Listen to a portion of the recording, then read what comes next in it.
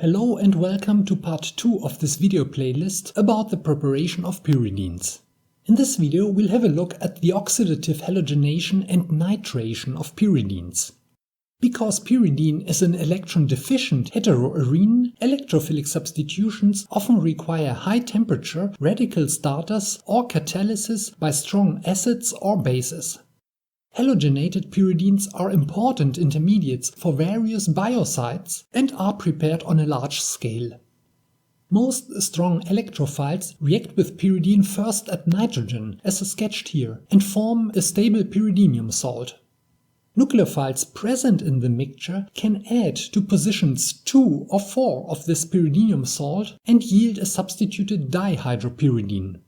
With some types of reagent, elimination may then occur and yield a substituted pyridine.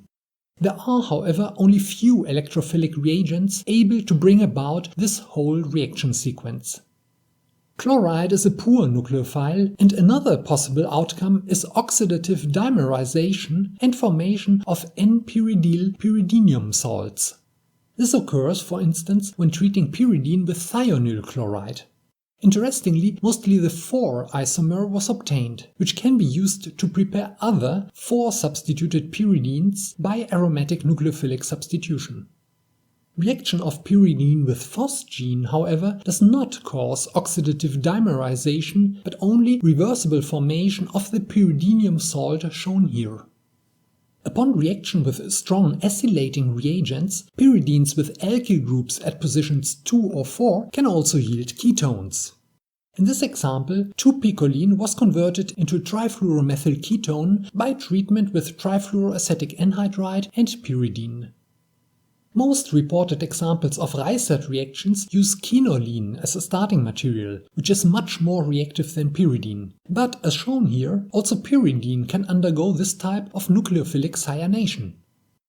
Thus, treatment of pyridines with strong electrophiles can cause a number of unexpected reactions. There are, however, conditions under which high-yielding electrophilic substitutions can be achieved. One important strategy for preparing chlorinated pyridines is by radical chlorination. These reactions require high temperatures and usually some radical starter, for instance UV light. Radicals are less sensitive to electron density than ionic intermediates and thus better suited for the functionalization of pyridines. In this scheme you can see in which order various positions of pyridine and the 3 picolines are chlorinated by chlorine radicals.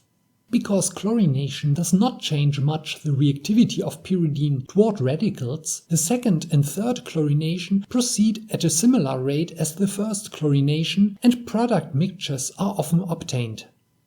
Ionic brominations, for instance with bromine and a strong acid, proceed with a different regioselectivity than radical chlorinations, as sketched here.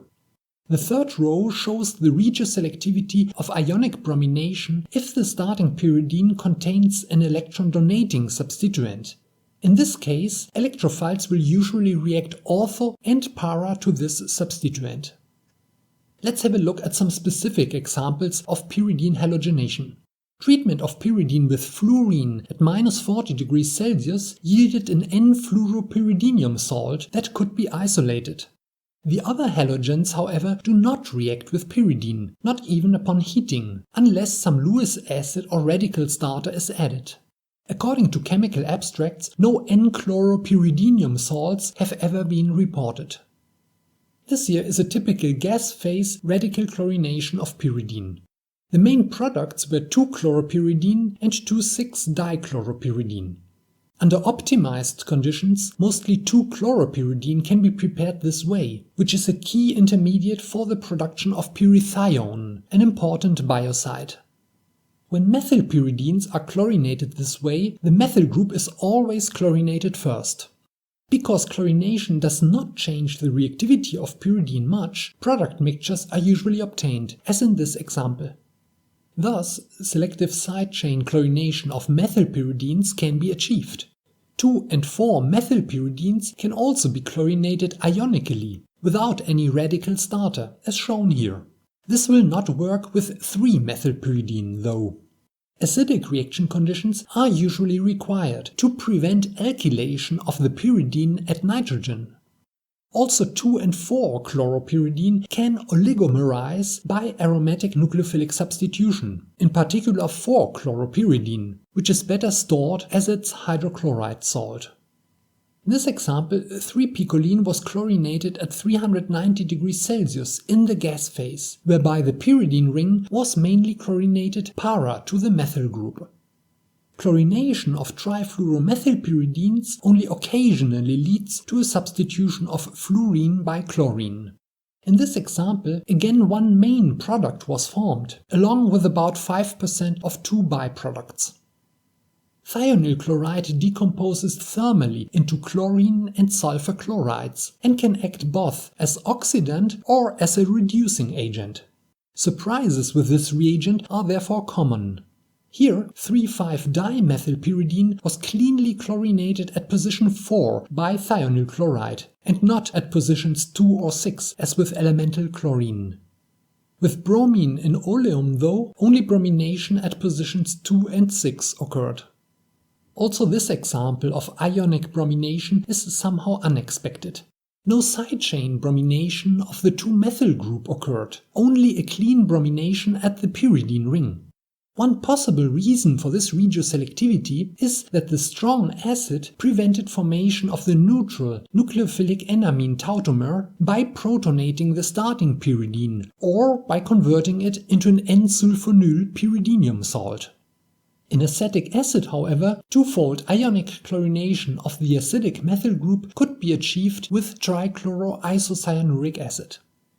Nicotinoyl chloride could be brominated with a mixture of thionyl chloride and bromine. It is, however, usually difficult to halogenate pyridines substituted with electron-withdrawing groups.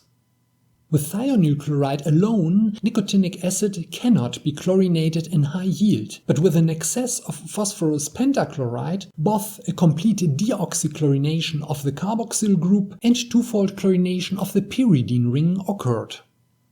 Pyridines with electron-donating substituents, such as alkoxy or amino groups, undergo electrophilic substitution of hydrogen more readily. Here, for instance, chlorination with chlorine already occurred at 45 degrees Celsius, without any oxidation of the 4-mol group. Also, aminopyridines are easy to halogenate. In this example, 2-amino-3,4-mol pyridine was brominated with just a slight excess of NBS in refluxing acetonitrile. The regioselectivity was again dominated by the amino group. Another way to halogenate pyridines is by metallation followed by electrophilic halogenation. Particularly acidic are halopyridines and pyridine N oxides. These reactions are often conducted at low temperature, where the equilibrium acidities may not be as relevant as kinetic acidities. But, as I'll show you in a minute, a number of procedures have been developed that allow such reactions to be performed even at room temperature. Here, for instance, 2-chloropyridine was lithiated with lithium tetramethylpiperidide and zinc chloride at room temperature for 2 hours. Quenching with iodine yielded a mixture of 2 isomeric chloroiodopyridines in good yield. No dehydrochlorination or oligomerization of the metallated chloropyridine occurred. Vinylic metallations in the presence of acidic methyl groups are better conducted at low temperatures, because vinylic metallations are faster than deprotonation of alkyl groups, even if the equilibrium acidity of these alkyl groups is higher. The low temperature will prevent equilibration, as in the example shown here, and enable high-yielding halogenations of less acidic vinylic positions. In this example, the metallation was run at 0 degrees Celsius for 1 hour. Under such conditions, the most acidic position should be lithiated, which in this instance was position 2. Chlorination succeeded with hexachloroethane as electrophilic chlorinating reagent. Unfortunately, it is difficult to predict correctly the preferred site of metallation of substituted pyridines. This will usually have to be determined experimentally. Here, 2-cyanopyridine could be lithiated regioselectively at low temperature and then chlorinated at position 3. Also, 2-picolinic acid was metallated and then chlorinated at the same position, also in acceptable yield. Some substituted pyridines are sufficiently acidic to enable metallation with alkoxides, as in this example. Here, a rather unusual iodinating reagent was used, pentafluoroiodobenzene, and the yield was not particularly high. But it is important to know that such reactions can work and be an alternative to the traditional lithiation protocols. Like polyhalobenzenes, also polyhalogenated pyridines are remarkably acidic. Tetrachloropyridine, for instance, could be chlorinated in acceptable yield by metallation with sodium hydroxide and a phase transfer catalyst.